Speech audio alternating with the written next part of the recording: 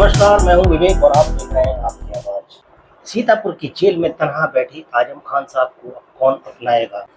बेटा आया, बीवी आई, लेकिन वो नहीं आया जिसका सबको इंतजार था। और इसको लेकर के परिवार का दर्द फूटा है और ये गुस्सा है समाजवादी पार्टी के राष्ट्रीय अध्यक्ष अखिलेश यादव पर। यहीं से राजनीतिक गलियारों में तमाम तरह की सुगबुगाहट चालू हो गई। क्या आजम खान साहब अब कोई नया विकल्प तलाशने में लगे हुए हैं?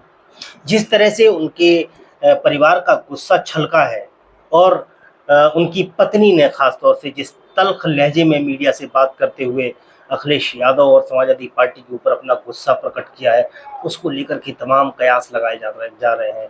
एनडीटीवी को दिए बयान में क्या कहा तंजीम फातिमा, उनकी पत्नी और रामपुर की पूर्व सांसद हैं। लगातार यहाँ मिलने आ रहे हैं। समाजवादी पार्टी का कोई भी नेता आजम जी से मिलने नहीं आ रहा। एक समय ऐसा था कि लोग आजम जी से लगातार मिलते थे, टिकट की पैरवी करते थे। क्या कहेंगी?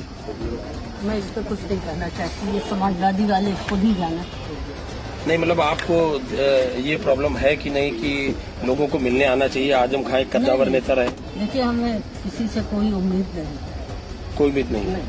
सपा से आपको कोई उम्मीद नहीं है? मतलब किसी से भी नहीं उम्मीद है। उम्मीद है तो सिर्फ अल्लाह से। ओके। तो इस गुस्से के बाद राजनीतिक गलियारों में चर्चा तेज हो गई है। क्या आजम साहब का परिवार इतना नाराज है कि वो समाजवादी पार्टी से कोई नाता नहीं रखना चाहता है?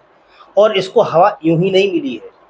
तंजीम फातिमा 26 जून को सीतापुर जेल में बंद आजम साहब से मिलने गई। उससे पहले 21 जून को उनके पुत्र अब्दुल्ला आजम, जो पूर्व विधायक भी हैं, वो मिलने गए और उन्होंने जब मुलाकात की और बाहर निकले मीडिया से उन्होंने बात करते हुए कहा कि वो कुछ फल और दवाइयाँ लेकर के गए। आजम खान साहब की तबीयत ठीक नहीं है। अब्दुल्ला आजम के बाद, उस मुलाकात के बाद, उनकी पत्नी 45 मिनट सीतापुर जेल में रहीं और उन्होंने आजम खान साहब से चर्चा की और कहते ये हैं कि आजम साहब ने अब्दुल्ला आजम और अपनी पत्नी तंजीम फातिमा को कुछ राजनीतिक मशवरा दिया है। उसके बाद से राजनीतिक सरगर्मियाँ, राजनीतिक जो सुर्खियाँ बदल गई हैं एकदम से। अब सुर्खियाँ ये बनने लगी हैं, क्या आजम साहब अब्दुल्ला आजम को मुक्त करके कोई नए रास्ते पर ले जाना चाहिए? और इसकी चर्चा यूं ही नहीं हुई।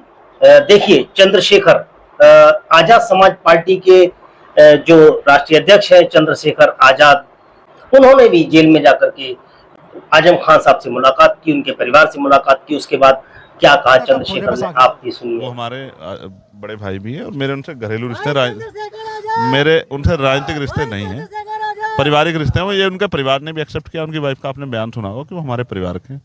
मैं उम्मीद करता हूँ कि वो जल्दी बाहर आ जाए और मुझे भय है कि उनके साथ कोई हादसा ना हो जाए। वो बाहर आ जाएंगे तो फिर तो इसके बाद से अब चर्चा तेज है।